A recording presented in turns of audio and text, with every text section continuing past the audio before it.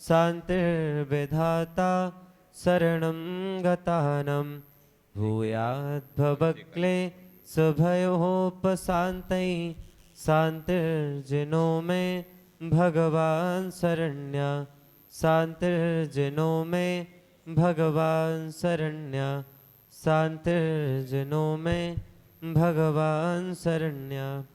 चले महाराज श्री के चरणों में आग्रह करेंगे, हे गुरुवर अपने अमृतमयी वचन हम सभी को प्रदान करने की अनुकंपा करें। हे गुरुदेव नमोस्तु नमोस्तु नमोस्तु गुरुदेव।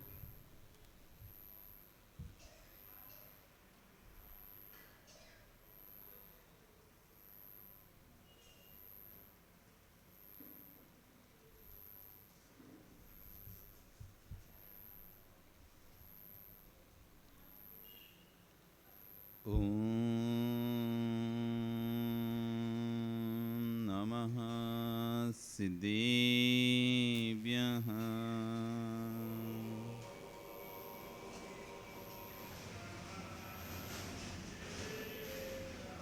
ॐ नमः सिद्धेभ्यः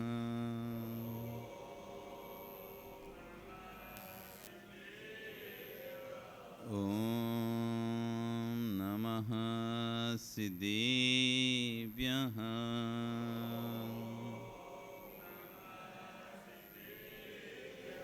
तिर्यणि खग्गिणाय रुत्तारी मोय सेरे सिरेणि बिहू आयरी राऊ पसियो परवादिन्यो भवेजी लोए याय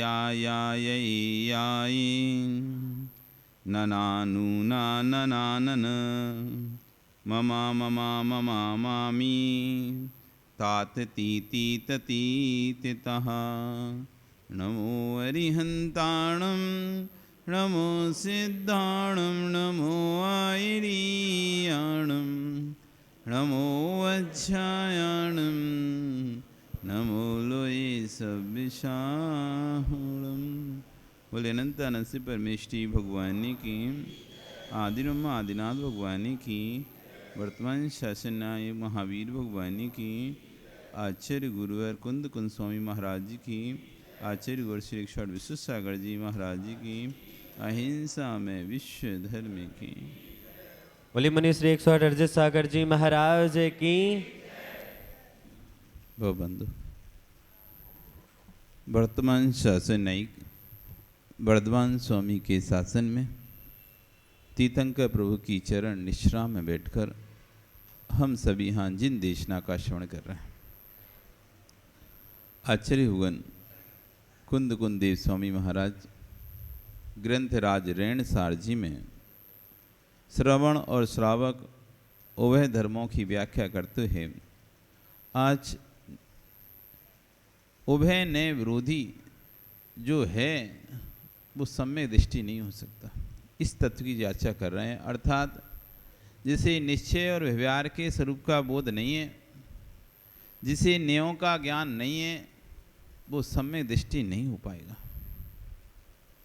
जीने दिट्ठी भीणा तेसिम ना बत्तु स्वरूप उपलब्धि बत्तु स्वरूप भीणा सम्मा इट्टी कहाँ होती है। आचार्य हुगन दीपसेन स्वामी महाराज ग्रंथराज ने चक्र जी में एक गाथा लिखते हैं, जी ने दृष्टि भीणा, जिसके अंदर न की दृष्टि नहीं है, न दृष्टि से भीन है, तैसे वस्तु स्वरूप उपलब्धि, उसको वस्तु स्वरूप की उपलब्धि नहीं हो सकती। जैसे कोई आँखों से हीन व्यक्ति है, उसे वस्तु का स्पष्ट बोध नहीं हो पाएगा, सही तरह से उसका ज्ञान नहीं हो पाएगा। क्यों? उसे तो वस्तु दिखाई नहीं दे रही। जिसकी आँखें नहीं है उससे कहें कि ये वस्तु है देखो, तो क्या देखेगा वो? उसकी कल्पना जो जैसा चाहेगा वैसा कर सकता है वो, उसने तो कभी वस्तु देखी नहीं है। कोई जन्म से अंधा व्यक्ति है, अब तुम उससे कहो देखो काला रंग ऐसा होता है, अब वो कैसा मानेगा काला रंग कैसा होता है? तुम उससे बोलो सफ़ेद रंग ऐसा होता है, तो कैसा सफ़ेद रंग होता है, क्या बन लाएगा वो? अपने दिमाग में जो बनाना है वो बना लेगा। उसने तो कभी सफ़ेद, काला, नीला, पीला रंग देखा ही नहीं है। इंसान का चेहरा ऐसा होता है, तो कैसे वो? अब आप सोचो कि कोई भी चीज़ जो आपने कभी देखी ना हो और आपको इमेजिन करने कहा जाए कि ऐसा इमेज कर दो, आप कुछ ही इमेजिन कर सकते हो। यदि आपने कभी देखा ना होता किसी इंसान को और कहते हैं इंसान में देखो 2 आंखें होती हैं, तो ठीक है 2 आंखें होती हैं, तो आंखें होती कैसी पहले ये नहीं पता। गोल होती हैं, लंबी होती हैं, तो कहीं गोल होती है, तो एक गोला गोला ऐसा ऐसा, कैसा गोल? ऐसे गोल होती है। अब वो एक ऐसा दिमाग लगा दो गोल, तो कहीं यहाँ रख देता आँख या यहाँ रख देता वो तो अपने दिमाग में। क्यों? उसने तो कभी देखा ही नहीं ना। तो जिस वस्तु को हम नहीं देखते उसके यदि तुमको इमेज बनाने का बोला जाए तो आप कुछ ही बना दोगे, आप कुछ भी बना दोगे, क्योंकि आपने तो वो वस्तु कभी देखी नहीं है। अब जिसने कभी हाथी नहीं देखा, उससे कहे कि हाथी की नाक बहुत लंबी होती है, तो वो क्या करेगा? उसने जो नाक देखी उसी को लंबा खींच के रख देगा। उसने कभी हाथी देखा नहीं, और अब उससे कहा जाए तो मैं हाथी का फोटो, इसमें काम करना बस हाथी के कान बड़े बड़े कर देना और नाक लंबी कर देना। अब उसने जिनका फोटो देखा है उसी नाक को दिमाग में रखकर उसको ही खींच के लंबा कर देगा, जबकि वैसी तो होती नहीं है, उसकी तो डिफरेंट ही अलग ही है। तो इस तरह जिसको नए का बोध नहीं है, नए का ज्ञान नहीं है, तो तत्व को समझ नहीं पाएगा वो अच्छी तरह से। और तत्व को ना समझने के कारण अपने मन में जैसा आएगा उसका वैसा अर्थ और वैसा उसका ज्ञान करके वैसा उसका व्याख्यान करेगा। इसलिए आचार्य ने जो नए दृष्टि से भीन है, जिसको नए का बोध नहीं है, वो सम्यक दृष्टि नहीं हो सकता। अब नए किसे कहते हैं पता है आप लोगों को? नए किसे कहते हैं?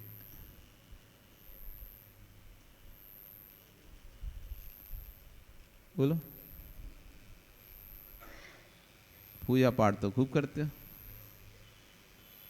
नए के बारे में स्वाध्याय, इसलिए स्वाध्याय की जरूरत है। सिर्फ पूजा पाठ से नहीं होगा कुछ भी। हमें धर्म के बारे में तो बिल्कुल ऐसा है कि जैसे कि कोई छोटा बच्चा होता है, जैसे किसी प्रकार का ज्ञान नहीं होता है, ऐसा जिनवाणी के बारे में ऐसे अबोध हैं। अब नए जो कि हमारे दर्शन का आधार है उसके बारे में हमको नहीं पता। सोचो आप, नए और प्रमाण 2 चीज़ें जो कि हमारे दर्शन का मूल आधार हैं, उस नए के बारे में हम कुछ जानते ही नहीं है। किसे कहते हैं नए?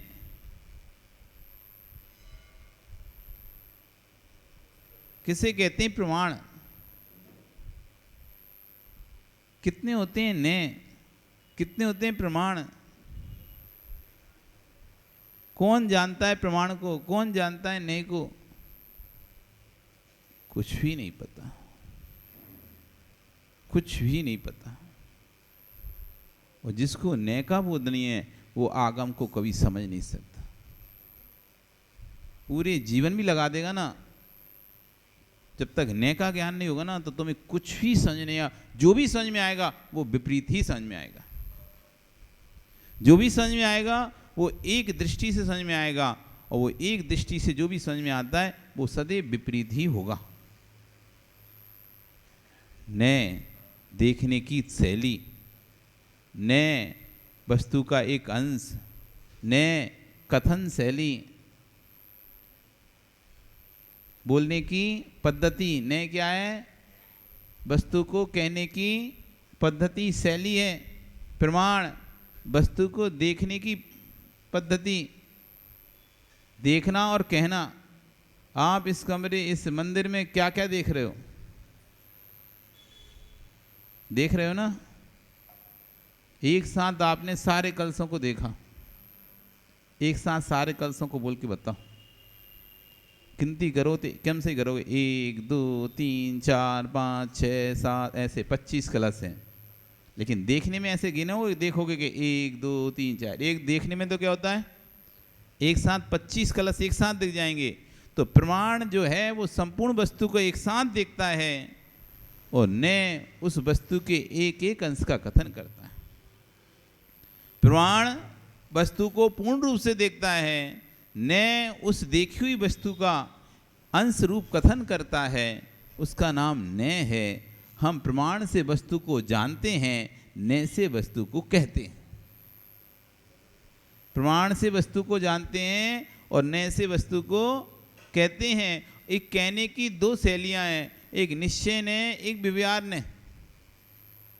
किसी वस्तु को कहने की दो शैलियां, एक निश्चय ने, एक व्यवहार ने।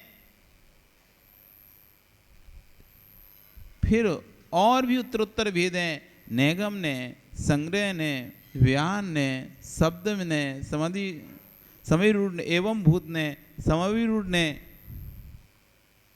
ये और भी 7 ने हैं।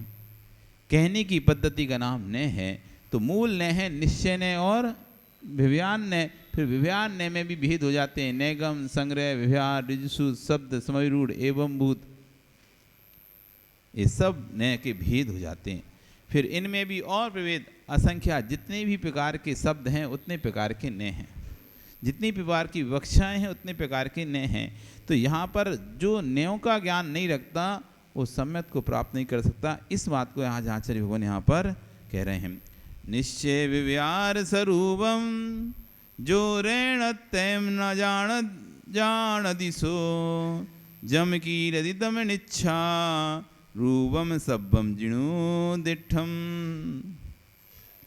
जो निश्चय व्यवहार ने का स्वरूप वाले रत्नत्रय को नहीं जानता, जो निश्चय व्यवहार रत्नत्रय स्वरूप वाले रत्नत्रय को नहीं जानता, वह जो करेती, वह जो करता है वह सब मिथ्या रूपम, मिथ्या रूप है, ऐसा जिनेन्द्र देव ने कहा है।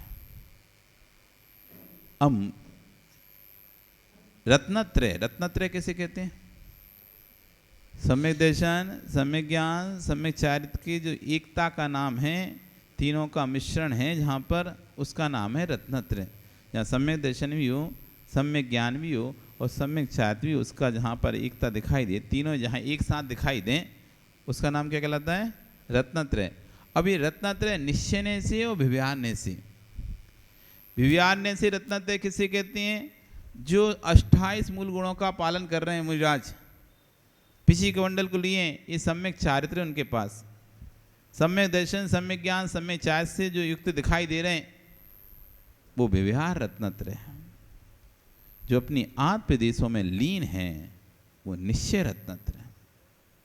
जो व्यवहार से 5 महाव्रत, 5 समिति, 3 गुप्ती, 13 प्रकार का चारित्र का पालन करते हैं, वो व्यवहार रत्नत्रय है। जो अपनी अंतरंग में आत्मा में लीन रहते हैं वो निश्चय रत्नत्रय है। अब ये कब बोध होगा? जब तुम्हें न्यों का ज्ञान होगा कि व्यवहार ने से रत्नत्रय किसे कहते हैं, निश्चय ने से रत्नत्रय किसे कहते हैं। व्यवहार ने से मंदिर में विराजी भगवान, भगवान है आपके। व्यवहार ने से जो मंदिर में विराजे हैं वो भगवान है, जो संवरण में विराजे हैं वो भगवान है। निश्चय से जिन्होंने अपने आत्म स्वरूप को प्राप्त कर लिया है वह भगवान है। निश्चय से जिन्होंने आत्म स्वरूप को प्राप्त कर लिया वह भगवान है। व्यवहार से मंदिर में रखी प्रतिमा को भी आप भगवान बोल रहे हो, बोलो। ये निश्चय ने है, व्यवहार ने है।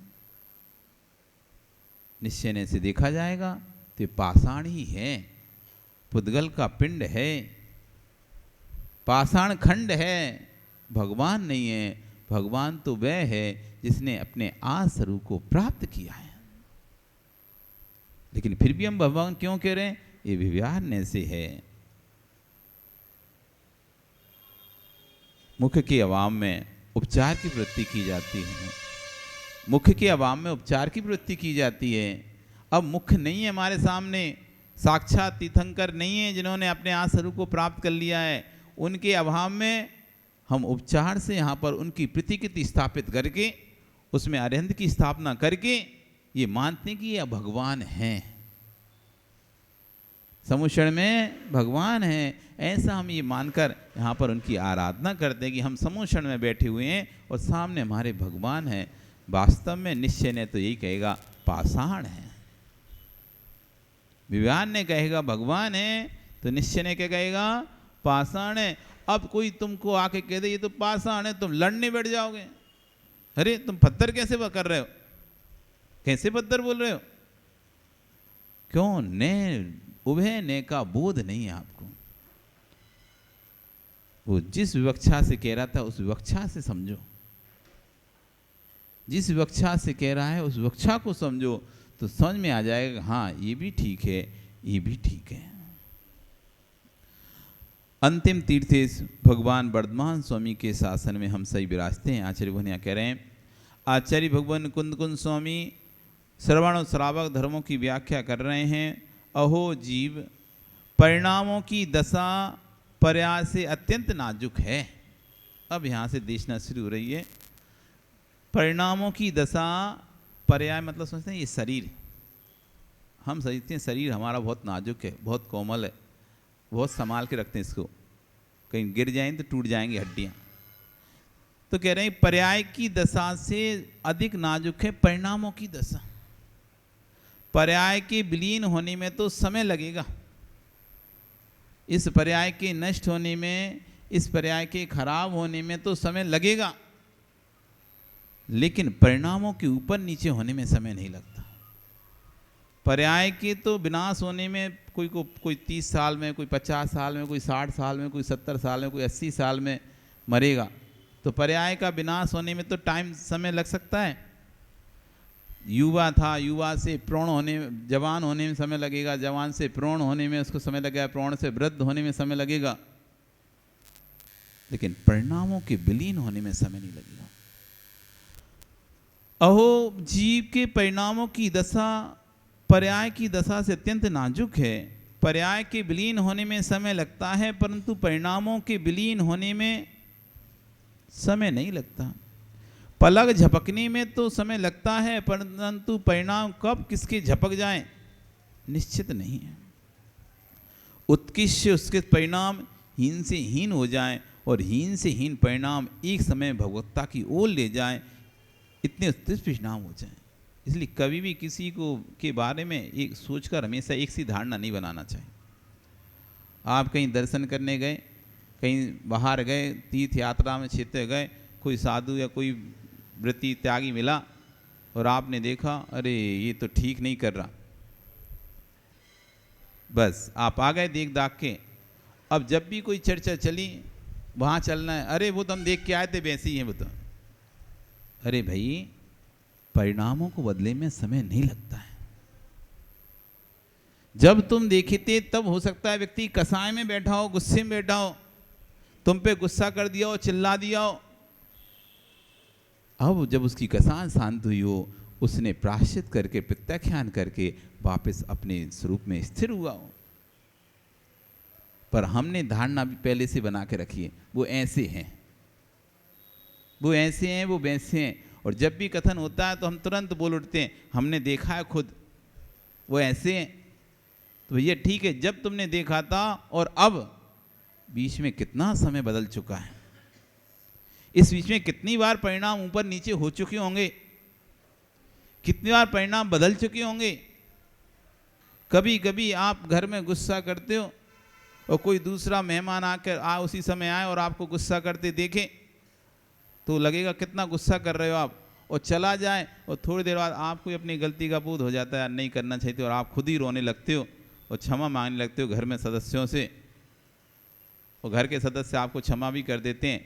लेकिन जो देख के चला गया उसे तो पता ही नहीं है कि आप बाद में अपनी गलती पर पश्चाताप किए, रोए और क्षमा मांगी। उसे तो बस यही देखा वो दूसरे घर में जाके क्या कह रहा है, अरे वो तो बहुत गुस्सा कर रहा था, इतना तीव्र गुस्सा था। अब जब जब बात हुई उसको, अरे वो हमने देखे थे उसे बहुत गुस्सा है, उसे नहीं हम नहीं बुलाते। अरे तब के बाद तो कितनी परिस्थिति बदल चुकी होती है, कितने परिणाम ऊपर नीचे हो चुके होते हैं, आदमी कितना बदल चुका होता है। तो कह रहे हैं कि उत्कृष्ट उससे परिणाम कब हीनता को प्राप्त हो जाए समय नहीं लगेगा, और हीन से हीन परिणाम कब उत्कृष्टता को प्राप्त हो जाए समय नहीं लगेगा। ऐसे ऐसे जीव हैं जो जिंदगी अपनी जीवन में इतने पाप करते हैं, अचानक ना जाने उनके परिणामों में क्या बदलाव आता है, मुनि बन जाते हैं। ऐसे जीवों को भी आपने देखा होगा कि आप कहते हैं वो भैया मुनि बन गया, उसने तो ऐसा कौन सा कर्म है जो ना किया हो। ऐसा कौन सा व्यसन है जो ना किया हो, तब भी देखो कैसे परिणाम बदल गए। अचानक जीव परिणाम कैसे बदलते हैं पता नहीं चलता। ऐसे ऐसे जीव भी अपने पापों से जब आलोचना, उनके अंदर ग्लानि भाव आता है, तो सर्व प्रकार के पाप करने के बाद ये अचानक भाव बदल जाते हैं और फिर सब पापों को एक साथ छोड़कर मुनि भेष को भी धारण कर लेते हैं। और ऐसे ऐसे जीव भी हैं जो बहुत अच्छे थे और अचानक इतना खराब काम कर दिया। अरे वो उसने फांसी क्यों लगा ली, वो तो इतना अच्छा आदमी था, वो तो लगता ही नहीं था कभी सुसाइड करेगा, तो वो तो सबको समझाता था भैया आत्महत्या नहीं करने, उसने ही आत्महत्या कर ली। ऐसे कई जीव आपने देखे होंगे, बड़े धर्मात्मा हैं, खूब स्वाध्याय करते हैं, धर्म करते हैं, सबको समझाते हैं, लेकिन खुद ही वो कार्य कर लिए, खुद ही वो कार्य कर लिए, स्वयं ही फांसी लगा लिए। सबको कह रहे थे कि मत लगाना हो, मत लगाया करो, आत्महत्या नहीं किया करो, और स्वयं ही आत्महत्या कर ली। ऐसे जीव भी देखे। तो परिणाम कब किसके ऊपर, उत्कृष्ट परिणाम कब नीचे चले जाएं और नीचे परिणाम कब आ जाएं, पर्याय बदलने में समय लग सकता है, लेकिन परिणाम बदलने में समय नहीं लगता। और जैन दर्शन का पूरा जो खेल है वो परिणामों का खेल है। जैन दर्शन का जितना भी धर्म है पर्याय का धर्म नहीं है। सब दर्शनों में पर्याय का धर्म है। सब दर्शनों में आगे से सब दर्शनों में पर्याय का धर्म है, लेकिन जैन दर्शन में परिणामों का धर्म है। यहाँ पर्याय को प्रधानता नहीं है कि मुनि है कि श्रावक है। तुम श्रावक हो, हम मुनि हैं, इससे हमें ज्यादा पुण्य नहीं लग रहा। कि तुम श्रावक हो तो तुमको कम पुण्य लगेगा, हम मुनि हैं तुमको ज्यादा पुण्य लगेगा, क्योंकि हमने पर्याय को धारण कर लिया, मुनि पर्याय। ये जैन धर्म दर्शन नहीं कहता। ये तो ये देखता है कि परिणाम किसके अच्छे हैं। यदि मुनि से अच्छे परिणाम श्रावक के हैं तो श्रावक को मुनि से अधिक पुण्य लगेगा, और मुनि के परिणाम अच्छे हैं तो मुनि को पुण्य लगेगा। एक ही क्रिया में, संदीप सब हो जाएगा, तुम बैठे रहो। एक ही क्रिया को करने में एक साथ श्रावक भी वही क्रिया कर रहा है, वही स्वाध्याय आप कर रहे हैं, वही उसी ग्रंथ का स्वाध्याय हम करें। अब इसमें पुण्य किसको अधिक और किसको कम लगेगा? तो जिसके परिणामों की जैसी स्थिति होगी वैसा पुण्य पाप उसको लगेगा। यहाँ पर्याय से कोई भी मतलब नहीं है। पर्याय है तो कैसे ना, सोने पे सुहागा, सोने पे सुहागा जैसी बात हो जाएगी, लेकिन पहले सोना तो होना चाहिए। कोई वस्तु शोरूम में है और लाइट जलाकर उसको लाइट जलाई जाती है, जैसे कपड़ा वाले कपड़े बेचते हैं, अच्छी सी साड़ी बेचते हैं तो खूब सारी लाइट जला देते हैं, उससे वस्त्र चमकने लगता है, सुंदर दिखने लगता है। तो वस्त्र सुंदर तब दिखेगा पहले स्वयं वस्त्र हो तो सही ऐसा, तब तो लाइट के जलने से उसमें चमक आएगी। और वस्त्र ही नहीं है वैसा तो फिर कितनी भी लाइट जला लो तो कुछ भी नहीं होगा। ऐसी भेष तो सोने पे सुहागा है, जैसे सोने के ऊपर सुहागा चढ़ा दिया है तो और चमक जाता है, उसको और पाले वो घस दिया जाता, लेकिन जब पहले सोना तो होना चाहिए। ऐसी परिणाम सोना है, बाकी पर्याय तो फिर उसके ऊपर सुहागा है। यदि परिणाम अच्छे हैं तो पर्याय से आप डबल प्रॉफिट कमा सकते हो। परिणाम अच्छे हैं तो पर्याय से डबल प्रॉफिट कमा सकते हो, और परिणाम अच्छे नहीं है तो मैं अब पैसा ही नहीं है तुम्हारे पास व्यापार करने के लिए, अब बीच मार्केट की दुकान भी है तो कौन सा तुम कितना प्रॉफिट कमा लोगे बताओ तो। एक व्यक्ति गली की दुकान खोला हुआ है लेकिन उसको यार माल भरने के लिए पैसा है, तो उसने थोक में माल भरता है और थोक में देता है, वो गली में बैठा बैठा प्रॉफिट कमा रहा है। और एक व्यक्ति की भरे बाजार में बीच मार्केट दुकान है लेकिन पैसा दुकान भरने के लिए पैसा नहीं है, तो 2-4 सामान रख के ऐसा बैठा हुआ है। अपन देखते हैं एक व्यक्ति दुकान तो पूरी भरी है और एक दुकान हर अलमारी खाली खाली है, तो एक बोतल रखी है, कुछ रखा है कहीं, कुछ रखा है कहीं, बस। तो इसमें बीच बाजार की दुकान भी है तो क्या फायदा, उसमें भाव तो सामान तो है ही नहीं है। ऐसी दुकान मुनि व्रत की भी खोल ली, श्रावक वृत्ति की दुकान खोल ली, यदि उसमें माल नहीं है, सामान नहीं है, तो फिर क्या फायदा। इसलिए यहाँ पर आचार्यवन कहते हैं कि जैन दर्शन परिणामों का दर्शन है, पर्याय का दर्शन नहीं है। यहाँ पर्याय की क्रियाओं को ज़्यादा महत्व नहीं है, यहाँ परिणाम की क्रियाओं को ज़्यादा महत्व है।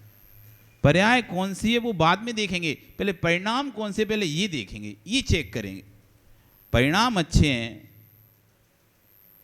आपकी, फिर पर्याय का पर ध्यान दिया जाएगा। अब पर्याय कौन सी है?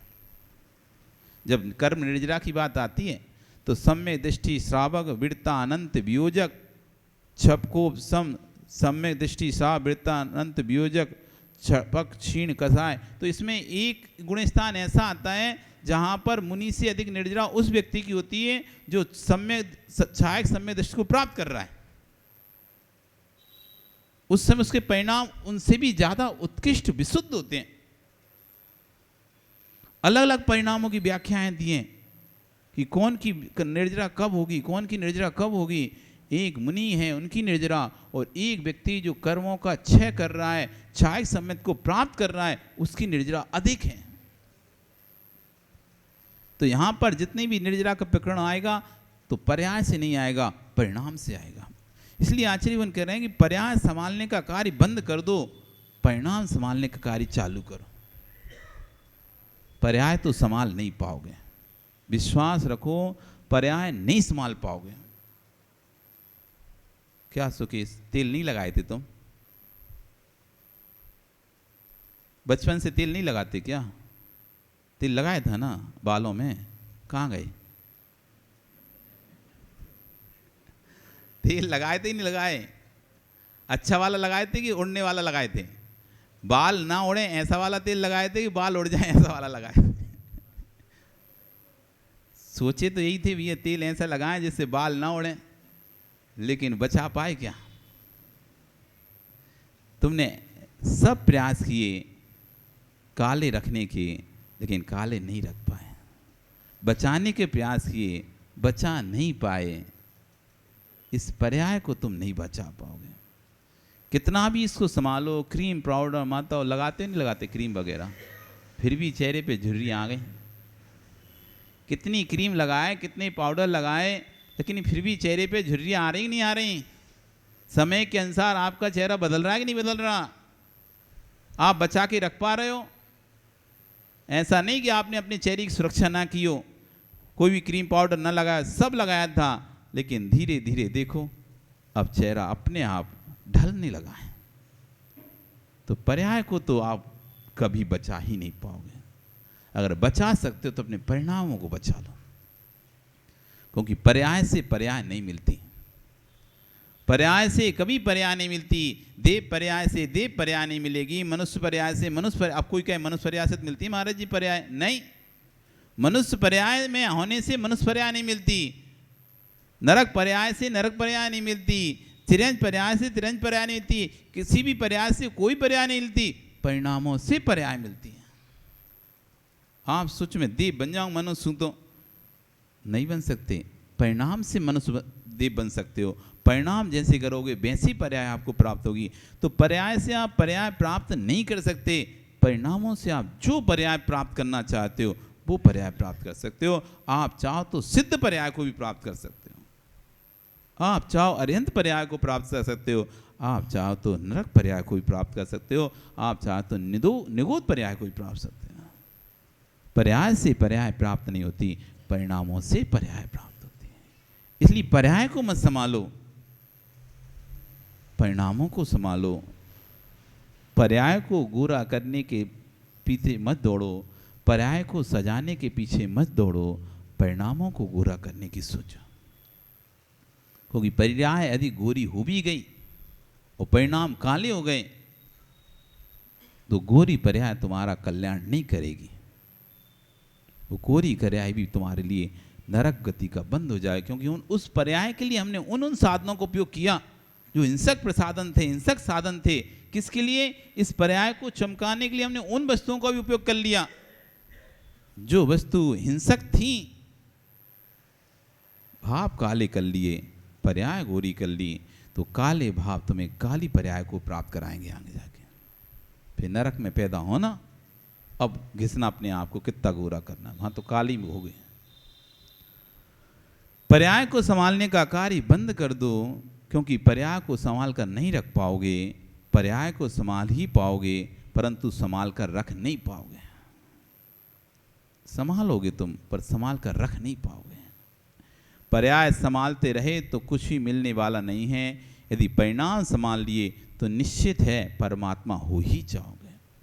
जितने भी परमात्मा हुए हैं, हो रहे हैं और हुए थे, पर्याय को संभालने से नहीं हुए, परिणाम को संभालने से। अपन को अपने परिणाम देखना है। पर्याय के संभालने से भगवान नहीं बनता। जिन भगवान की प्रतिमा का अभिषेक करके, पवित्र करके, जिन प्रतिमा की को आप पूजते हो, भगवान के बिंब को तो पानी से प्रक्षाल कर लेते हो, ऐसे निज चैतन्य बिंब को आप जिनवाणी के नीर से प्रक्षाल किया करो। भगवान का प्रक्षालन तो कर ही लिया। बाहर के मंदिर में जिन बिंब प्रतिमा विराजमान है, लेकिन इस शरीर रूपी मंदिर में आत्म बिंब भी तो विराजमान है। जैसे बाहर मंदिर में जिन बिंब विराजमान है, ऐसे ये मंदिर है हमारा, इसमें आत्मदीप विराजमान है। उसका प्रक्षालन कैसे करोगे? जैसे आप एक भी दिन ऐसा नहीं होता जब भगवान का अभिषेक नहीं करते हो। भैया ऐसा नहीं, छूटना नहीं चाहिए, प्रतिदिन अभिषेक होना चाहिए, प्रतिदिन अभिषेक होना चाहिए। ऐसे प्रतिदिन अपने आत्मदेव का अभिषेक करो, जिनवाणी के स्वाध्याय से, जिनवाणी के नीर से। समय बहुत ज़्यादा नहीं है। प्रतिदिन किसी ना किसी जीव की पर्याय के विलीन होने के समाचार आपको मिलते हैं। कल भी हमने बोला था ना, काल क्षेपो न कर्तव्यम आयु क्षीणे दिने दिने यमस्य करुणा नास्ति तुरतः धर्मागति। काल क्षीण हो रहा है, काल क्षीण हो रहे हैं, कर्तव्य आपके कभी खत्म हो नहीं रहे हैं। आप सोचो कि मैं एक जिम्मेदारी पूरी कर लूँ, उसके बाद अपना काम करूँगा, तो जैसे ही आप एक जिम्मेदारी को निभाएंगे, पूरी दूसरी जिम्मेदारी वहाँ पर मुंह पाकर खड़ी हो जाएगी। एक स्कूल में बताते थे, आविष्कार क्यों होते हैं?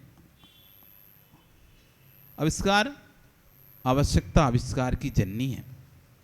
आवश्यकता आविष्कार की जननी है, और एक इच्छा की पूर्ति होती है, मनुष्य की दूसरी इच्छा तुरंत खड़ी हो जाती है। पहले सोचता था चलो पैदल जाना पड़ता है, साइकिल ले लेता हूँ, तो साइकिल जैसी ली, उसी समय के बाद इच्छा चालू हुई, अब साइकिल तो हो गई, अब आगे जाके मैं इतना कमाऊंगा कि मोटरसाइकिल खरीदूंगा। पहले मोटरसाइकिल नहीं सोचता था, साइकिल की सोचता था कि साइकिल खरीदना है, साइकिल खरीदना है। और जैसी साइकिल आई, अब दूसरी इच्छा खड़ी है, अरे अगली बार से देखेंगे मोटरसाइकिल की व्यवस्था बनाएंगे, चाहे सेकंड हैंड लें। क्या सोचेगा? सेकंड हैंड लूंगा, लेकिन अब की बार मोटरसाइकिल लूंगा। तो उसी बार उसने दूसरी बार मोटरसाइकिल खरीदी सेकंड हैंड, फिर सोचता है नहीं अब की बार नहीं खरीदूंगा। जैसी पुरानी मोटरसाइकिल आई तो अब क्या मनाता है? नहीं खरीदूंगा। वो नहीं आ गई, फिर आता है एक दिन ऐसा आएगा मैं भी कार खरीदूंगा। धीरे धीरे इच्छाएं बढ़ती हैं, धीरे धीरे इच्छाएं बढ़ती हैं, खत्म कभी नहीं होती। इसलिए काल क्षेपो न कर्तव्यम आयु क्षीणे दिने दिने। क्षण क्षण आयु क्षीण हो रही है, काल नष्ट हो रहा है, कर्तव्य आपके खत्म हो नहीं रहे हैं।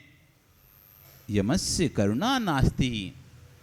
यमराज को कोई करुणा नहीं है, जो सोचे कि तुम्हारा बच्चा रो रहा है इसलिए नहीं इसको नहीं ले जाते।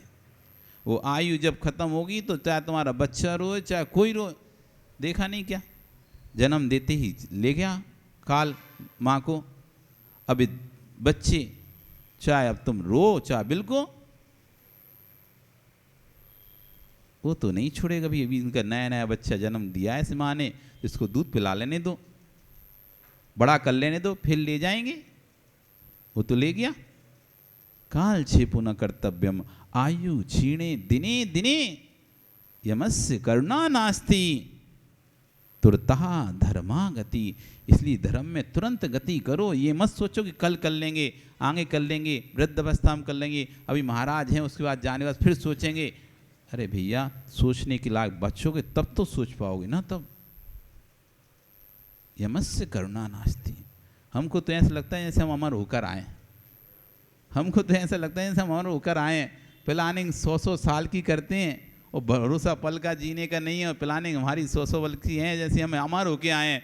हर क्षण हमको रहता है हाँ अब ये करेंगे वो करेंगे वो करेंगे। कभी भी एक क्षण ऐसा नहीं लगता कहीं कल मैं मर गया तो? कभी आप सोचते हो कि कल यदि हम मर गए तो क्या होगा? इतनी हम प्लानिंग बना रहे हैं, इतना सब कुछ कर रहे हैं, यदि कल हमारा मरण हो जाएगा तो प्लानिंग का क्या होगा? तो कभी हमें ऐसा भाव ही नहीं आता कि हम कल मर जाए, ये मर जाएगा, वो मर गया, वो मर गया, ये सोचते हैं। कभी ये नहीं सोचते ऐसे कल मेरी तो खबर हो सकती है, मैं क्या कर रहा हूँ? मैं तो सोचा था आराम से करूँगा धर्म, कहीं मैं भी चला गया तो फिर कब करूँगा? तो इसलिए आचार्यगण यहाँ पर कह रहे हैं कि प्रतिदिन किसी ना किसी जीव की पर्याय के विलीन होने की समाचार हम सुन रहे हैं। मेरी पर्याय भी विलीन हो, इसके समाचार किसी के कानों में जाने से पहले ही मेरे परिणाम समझ जाएं। पर्याय संभालने की चेष्टा अनंतानंद जीव ने की है। भारत की भूमि पर कितने राजा महाराजा हुए, उनके चित्र भी यदि आप देखोगे लगता है कि पुण्य टपक रहा है। ऐसे सुंदर सुंदर चित्र हैं उनके, अच्छे से खूब अपने शरीर को सजा के रखा है। परंतु ज्ञानियों यमराज और आग ये दोनों कहते हैं चाहे अमृत टपके चाहे जहर टपके, पर मैं सबको कर देता हूं राख। यमराज और राग, आग में चाहे कितनी से सुंदर वस्तु हो, कितनी कुरूप से कुरूप वस्तु हो, कितनी खराब से खराब वस्तु और कितनी अच्छी से अच्छी वस्तु हो, लेकिन सबको हो जाना एक, राख। भेद नहीं बचता, एक सी हो जाती हैं। कितनी भी अच्छी वस्तु हो उसकी भी राख वैसी हो जाएगी, और कितनी खराब वस्तु है उसकी भी वैसी राख कर देगा वो आग। अच्छे आदमी की राख कोई अच्छी होती है क्या? अलग से दिखती है क्या? बुरे आदमी की राख अलग से दिखती है क्या? आग राख जो रहती है तो भेद करके बता सकते हो कि अच्छे आदमी की राख है ये बुरे आदमी की राख है? राख तो सबको राख कर देती है। वहां पर जब तुम जाते हो शमशान में तो आप बता पाओगे कि लकड़ी के कंडे की राख ये वाली है और इसके शरीर जलाता उसकी राख ये वाली है। वहां पर कंडे लकड़ी आदि जलाकर शरीर को जलाते हो ना, तो शरीर जो पूरा जल जाता है, हड्डी हड्डी के टुकड़े बच जाते हैं थोड़े बहुत, तो इनको आप भीन कर लाते हो। तो जो शरीर जला, चमड़ी जली, उसकी भी राख बनी, जो कंडा जला उसकी भी राख बनी, जो लकड़ी जली उसकी भी राख बनी। तो उसमें भेद करके बताओ ना, ये शरीर की राख ये देखो, ये कलर की शरीर की राख है, एक कलर की कंडे की, एक कलर की लकड़ी की, ये सारी राख सबको एक साथ राख कर दिया। तो ऐसे यमराज और आग, उसको भी कोई भेद नहीं है कि राजा है इसको अलग से लेके जाएंगे, ये भिखारी इसको अलग से लेके, मतलब इसकी आयु अलग से छीन होगी, इसकी अलग से हो गई। आयु तो जब नष्ट होती है तो चाहे राजा हो चाहे रंक हो, सबको वैसे ही मरना है जैसे प्राणों का निकलना है। पानी में पड़ी हुई वस्तु हो सकता है सड़ जाए, परंतु कुछ तो मिल ही जाएगा उसका। परंतु आग में गई वस्तु की राख ही मिलती है। आग किसी को छोड़ती नहीं है, और आग किसी को, जैसे आग किसी को नहीं छोड़ती ऐसे आयु कर्मी किसी को नहीं छोड़ता है। अब आग में तो कोई भी चला जाए, मित्र हो शत्रु हो, कोई भी चला जाए, कोई भेद करती है कि आग इसको जलाना इसको नहीं जलाना? कभी ऐसा कुछ हुआ कि ये जलेगी ये नहीं जलेगी? वो तो सबको, लोहा हो तो लोहे को भी जला देती है, पत्थर को भी चटका देती है, सबको जला देती है। जो चीज आग में जाएगी वो जलेगी। ऐसी कह रहे हैं तीन वस्तुएं किसी का अधिकार, तीन वस्तुओं पर किसी का अधिकार नहीं है। एक आग, एक राग और तीसरा आयु। आग, राग और आयु, ये तीन वस्तुएं ऐसी हैं, यदि राग से बच गए तो आग और आयु कर्म से दोनों से बच सकते हो। सबसे खोटा कोई है तो राग है। राग हटाकर पूछो तो सब सबके मित्र हैं, सब में सबको जीव दिखते हैं। सबका मन यही कहता है भैया किसी से राग द्वेष मत करो, कब किसका विमान निकल जाए। जब व्यक्ति शांत बैठता है तो यही कहता है ज्ञानी, जैसे राग की आग अंदर लगती है उसी क्षण मैं और मेरा प्रारंभ हो जाता है। वस्तु स्वभाव को देखो, जब तक राग जब तक है तब तक सारे विश्व को राखने की दृष्टि है, और राख हट जाए तो सारा विश्व राख दिखता है। राग होता है तो हमें भगवान में भी भेद दिखने लगता है। राग होता है तो भगवान में भी भेद दिखता है। एक प्रतिमा की तुम रोज पूजा करते हो और एक प्रतिमा की दूसरा पूजा करता है, और यदि कहा जाए कि पांडव शिला पर एक प्रतिमा को विराजमान करना है, तो वो कह रहा है मेरी प्रतिमा विराजमान होगी, वो कह रहा है मेरी वाली विराजमान। दोनों ही भगवान है, और हो सके और ज़्यादा कसाय में आएगा तो वो यदि लेके जा रहा है तो उसको धक्का दे देगा। अपने भगवान के राग में वो मतलब जिससे उसे राग हो गया उसके राग में वो दूसरे भगवान को भी भगवान नहीं समझेगा, दूसरी प्रतिमा को प्रतिमा नहीं समझेगा, धक्का दे के उसे अलग कर देगा, हट ये जाएगी, अब लड़ लेगा ये जाएगी, जबकि भगवान तो दोनों ही थे। लेकिन राग में वो फिर भगवान को भी नहीं देखता। एक के राग में व्यक्ति दूसरे का अभिनय करने में चूकता नहीं। राग में भी राग है, राख में भी राग है।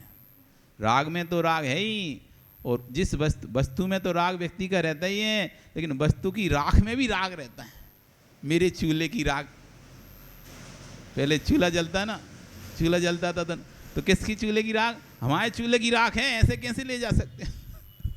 अरे राख तो है, अब क्या करना है, ऐसे कैसे राख ले जाओगे तुम? हमारे चूल्हे की राख है।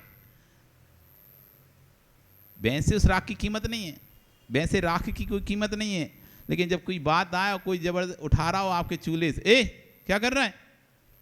हमारी चूल्हे की राख कहाँ लेके जा रहा है? हमारे बहुत सारी वस्तुएं ऐसी होती हैं जिसको हमको दिन भर हम कभी उपयोग नहीं करते, लेकिन जब कोई और मांगता है तो फिर कहते हैं ये तो मेरी है, या कोई को और उपयोग अच्छा करते हुए देख लेते हैं तो फिर हमारे भाव आने लगते हैं ये तो हमको चाहिए। अब एक व्यक्ति एक गिटार लेकर आया, गिटार लेके आया, उसका था मन कि गिटार बजाऊंगा, गिटार रखूंगा, लेकिन उसको बजाना आता नहीं था। तो लेकिन दूसरे को देखता था बजाते हुए, जैसे पहले बाजार में बांसुरी बेचने वाले आते थे ना, वे बांसुरी बजाते थे तो अच्छी लगती थी, अपन सोचते थे अपन भी खरीदे, अपन भी ऐसे ही बजाएंगे। वो खरीद तो लेते थे लेकिन बजाना तो आता नहीं था, तो सुर ही नहीं निकलता था उसका। वो तो बड़ी सुंदर बजाते थे बांसुरी, और उसको बजाते हुए देखकर मन ऐसा होता था कि इसको अपन खरीद लें, अपन भी ऐसी बजाएंगे। खरीद ले लेते थे लेकिन बजती तो थी नहीं, तो क्या होता है पटक देते थे, है बजी नहीं रही, वो उसने धोखा दे दिया, वो उसकी बांसुरी अलग थी, ये दूसरी उसने बांसुरी बदल दी। तो फिर दूसरी बार क्या कहते हैं, भैया यही वाली थी जो तू बजा रहा है, तो उससे वो खुद बजाने वाली उसको लेके आते, क्यों हो सकता है ये खराब है ये अच्छी हो, फिर तब भी बजाते, वो भी नहीं बजती थी तो आखिरी में उसको पटक देते थे। तो ऐसे ही एक व्यक्ति गिटार लेके आया किसी को बजाते हुए देख के, तो उसने घर में बजाने की कोशिश की, लेकिन उसको तो प्रैक्टिस थी नहीं तो उसको बजा नहीं पाया, फालतू पैसे लग गए, और ऐसे उसने टांग दिया। अब टांग दिया तो क्या हुआ कि उसके घर में थे चूहे, तो रोज उचकते उस गिटार के तार के ऊपर, तो टन टन टन की आवाज़ आती। अब उसकी नींद खराब होती, रोज रोज सोता तो खराब हो जाती उसकी नींद, बार बार ये बावजा टन टन टन वो चूहे परेशान करते। तो उसको गुस्सा आया तो उसने ले जाके बाहर कचड़ा का पायदान था, वहाँ जाके उसने गिटार फेंक दिया। छोड़ो तो इसके चक्कर में सो नहीं पाते, अब फेंक दिया। अब वहाँ से एक भिखारी वहाँ से निकल रहा था जो मांगता था, उसने वो देखा गिटार, उठाया, ये तो बढ़िया है, और उसे बजाना आता था, तो बस उसने ये तो बढ़िया मिल गया, अब भीख मांगने आसानी होगी। अभी तो ऐसे ही गाते थे, अब बजा के गाएंगे तो और अच्छा लगेगा, तो ज़्यादा भीगे। तो वो वहीं जाकर बैठ गया उधर ही गिटार लेके, और सुंदरता से बजाने लगा। वो बजाते बजा के सबसे मांग रहा है, इसके कान में जिसने फेंका तो उसके कान में आवाज़ पड़ी, अरे क्या है, किसकी कितनी सुंदर आवाज़, देखे जाके देखता है, अरे ये तो मेरा गिटार है। अब फिर वो जाके उसके, नहीं ये तो मेरा, मुझे पापी, तो अभी तुमने फेंक दिया, लेकिन जब देखा कि दूसरा व्यक्ति उसका अच्छा उपयोग करता है तो फिर हमारे अंदर फिर राग आ जाता है, ये तो मेरी चीज़ है, ये तो मेरी चीज़ है। अब उससे मांग रहा है ये तो मेरी है, मुझे तो ये राग की स्थिति है कि अब जिस वस्तु से मतलब भी नहीं होता, जैसी वस्तु हम दूसरे के पास देखते हैं तो फिर हम कहते हैं फिर मेरी है। हमारे को राख हम वैसे ही फेंक देते थे, लेकिन कोई किस दिन राख उठा लिया बिना पूछे हमसे, तो उसमें भी ये मेरी राख थी, तुमने उठा कैसे लिया। राख में भी राग आ जाता है, इसलिए राग को संभालो तो आग और आयु दोनों संभल जाएंगे। राख में भी राग है, मेरे घर के चूल्हे की राख। यदि पिताजी भी राख हो गए तो उसे भी भरकर सिर पर रखकर ले जाता है कि मेरे पिताजी की राख। परंतु मालूम होना चाहिए कि जिसके ऊपर पिताजी की राख रखी है वह भी राख हो जाएगा। सबके साथ यही होने वाला है। मन में भावना बहाना कि इस पर्याय की चिता जले तो मैं देखने अवश्य आऊँ। यदि देव बन जाऊँ तो अच्छा, वहीं से बदी ज्ञान से देख लूँ। जिस देह के लिए मैंने तेल की बोतलें ढारी थीं, जिस देह के लिए मैंने कितना घृत दूध पान कराया था, आज देखो वह भी झुलस रही है। राग जिससे था उसकी भी राख हो गई है। इस हड्डी पिंजड़ की देह की राख में पता नहीं कितने भावी भगवंतों का अपमान किया मैंने। विश्वास मानो, जब राग अहंकार के साथ खड़ा हो जाता है तो व्यक्ति को भगवान में भी भेद नजर आता है। ये इसके भगवान है, मेरे भगवान। जब राख हो जाती है तब समझ में आता है कि ये मेरे हैं ना वे मेरे हैं, मैं तो अकेला ही हूँ। इसी पर्याय के मध्य में कितने लोग मिल चुके हैं, आप कितने लोगों के साथ रह चुके हो, लेकिन साथ कितने लोगों ने दिया है। इसी पर्याय में आप कितने लोगों से मिल चुके हो, कितने लोगों के साथ रह चुके हो, लेकिन साथ कितने लोगों ने दिया है। कोई साथ नहीं देगा। सब अपने अपनी आयु कर्म को पूर्ण करके अपने अपने स्थान पर चले जाते हैं। आपका समय हो गया, कल फिर आओगे। पर्याय नहीं तो आगे आश्चर्य भवन कहेंगे। जब परिणाम ही शाश्वत नहीं हो पा रहे तो पर्याय को क्या शाश्वत रखोगे। इस विषय पर चर्चा करेंगे। बोलिए भगवान महावीर स्वामी की।